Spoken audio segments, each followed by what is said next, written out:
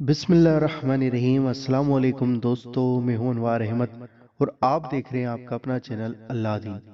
ناظرین، اللہ والوں کو اتنے بڑے مرتبے کیسے مل جاتے ہیں؟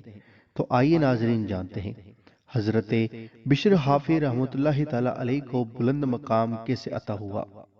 حضرت بشر حافی رحمۃ اللہ تعالی علیہ کہتے ہیں کہ میں نبی صلی اللہ علیہ وآلہ وسلم کے دیدار سے بہزت اسرار سے خواب میں مشرف ہوا۔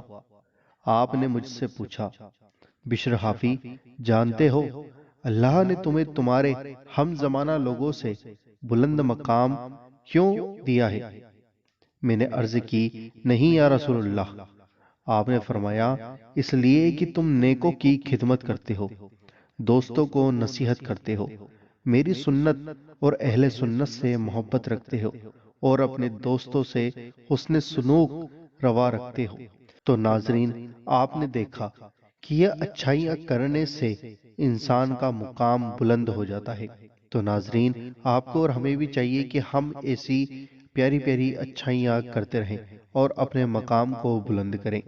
فرمان نبوی ہے، جس نے میری سنت کو زندہ کیا اس نے مجھ سے محبت کی، اور جس نے مجھ سے محبت کی وہ قیامت کے دن میرے ساتھ ہوگا۔ سبحان اللہ۔ شرعت الاسلام اور آثار مشہورہ میں ہے کہ جب مذہب میں فتنے پیدا ہو جائے اور مخلوق میں پراگندگی رنما ہو جائے، اس وقت حضور صلی اللہ علیہ وآلہ وسلم کی سنت پر عمل پیرا ہونے کا ثواب 100 شہیدوں کے ثواب کے برابر ہے۔ سبحان اللہ۔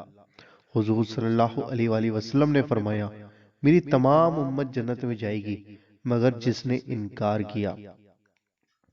عرض کی گئی، حضور انکار کس نے کیا؟ آپ نے فرمایا، جس نے میری پیروی کی وہ جنت میں جائے گا، جس نے میری نافرمانی کی اس نے گویا انکار کیا۔ ہر وہ عمل جو میرے طریقے کے مطابق نہیں وہ گناہ ہے۔ یہ عارف باصفا کا ارشاد ہے، اگر تو کسی شیخ کو ہوا پر اڑتا ہوا یا پانی پر چلتا ہوا یا آگ وغیرہ کھاتا ہوا دیکھے، لیکن وہ جان بوجھ کر اللہ کے کسی فرض یا نبی کی کسی سنت کو چھوڑنے والا ہو تو وہ جھوٹا ہے، اس کا محبت کا دعویٰ جھوٹا ہے، اور یہ اس کی کرامت نہیں، استدراج ہے۔ حضرت جنید رحمۃ اللہ تعالی علیہ کا قول ہے کہ کوئی شخص بھی اللہ تک اس کی توفیق کے بغیر نہیں پہنچا، اور اللہ تک پہنچنے کا راستہ محمد صلی اللہ تعالی علیہ وآلہ وسلم کی استداء و اتباع یعنی پیروی ہے۔ حضرت احمد الحواری رحمۃ اللہ تعالی علیہ کا قول ہے کہ اتباع سنت کے بغیر ہر عمل باطل ہے۔ شرعت الاسلام فرمان نبی صلی اللہ علیہ وآلہ وسلم ہے کہ جس نے سنت کو ضائع کیا اس پر میری شفاعت حرام ہے۔ دوستو، ہم آپ کو ایک اور واقعہ بتاتے ہیں۔ اللہ کا دیوانہ عاشق۔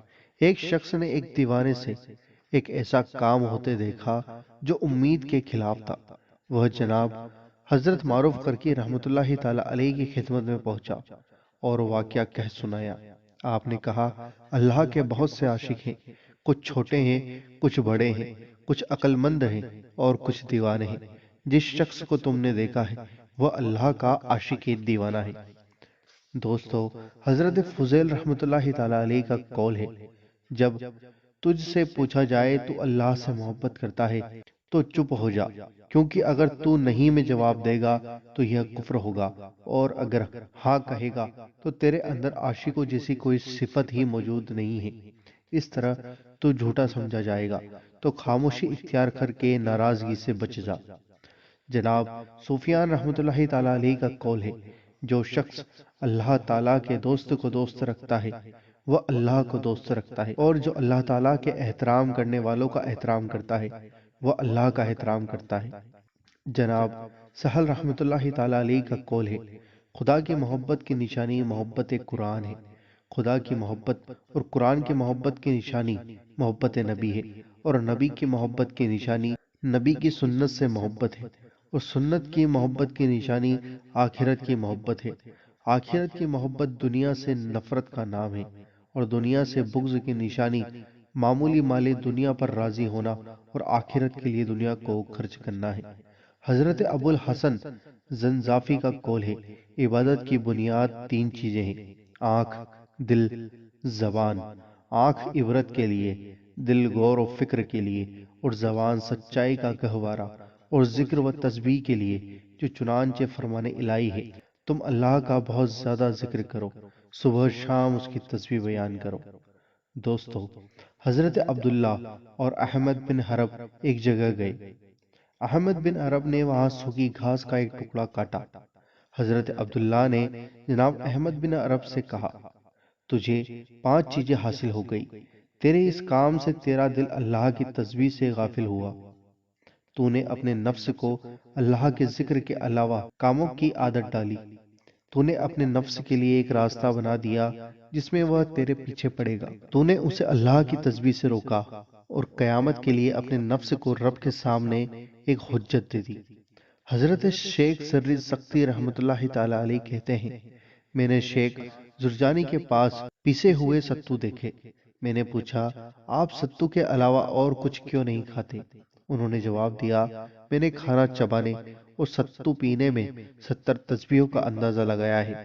40 سال ہوئے میں نے روٹی کھائی ہی نہیں تاکہ ان تسبیحوں کا وقت برباد نہ ہو۔ حضرت سہل بن عبداللہ رحمت اللہ تعالی علیہ 15 دن میں صرف ایک بار کھاتے، اور جب رمضان کا مہینہ آتا تو مہینے میں صرف ایک بار کھاتے۔ بعض اوقات تو وہ 70 دنوں تک بھی کچھ نہ کھاتے۔ جب آپ کھانا کھاتے تو کمزور ہو جاتے، اور جب بھوکے رہتے تو طاقتور ہو جاتے تھے۔ سبحان اللہ۔ دوستو، یہ ہوتی ہے اللہ والوں کی شان۔ حضرت ابو حماد الاسود رحمت اللہ تعالی علیہ 30 سال ابا کے پڑوسی رہے، مگر کسی نے انہیں کھاتے پیتے نہیں دیکھا، اور نہ ہی وہ ایک لمحہ اللہ کے ذکر سے غافل ہوئے۔ سبحان اللہ۔ دوستو، یہ ہوتی ہے اللہ والوں کی شان، جو کہ آخرت کے لیے دنیا کو ترک کر دیتے ہیں۔ ناظرین، ہم سوچتے ہیں کہ اللہ والوں کو اتنے بڑے مرتبے کیسے مل جاتے ہیں۔ وہ دنیا کے اندر بہت ہی زیادہ تکلیفیں اور مشقتیں اٹھاتے ہیں، تبھی جا کر ان کو بہت بڑے بڑے اور بلند بلند مرتبے ملتے ہیں۔ دوستو، اللہ تعالیٰ سے دعا ہے کہ اللہ تعالیٰ ہمیں اللہ والوں سے محبت کرنے کی توفیق عطا فرمائے۔ آمین، اللہم آمین۔ مجھے امید ہے کہ آپ کو یہ ویڈیو پسند آئی ہوگی۔ اس ویڈیو کو دل سے لائک کریں، شیئر کریں، اور دوستو، چینل پر نئے ہو تو سبسکرائب کر کے بیل آئیکن ضرور دبا دیں تاکہ آپ کو ہماری ہر آنے والی ویڈیو کا نوٹیفیکیشن مل جائے گا۔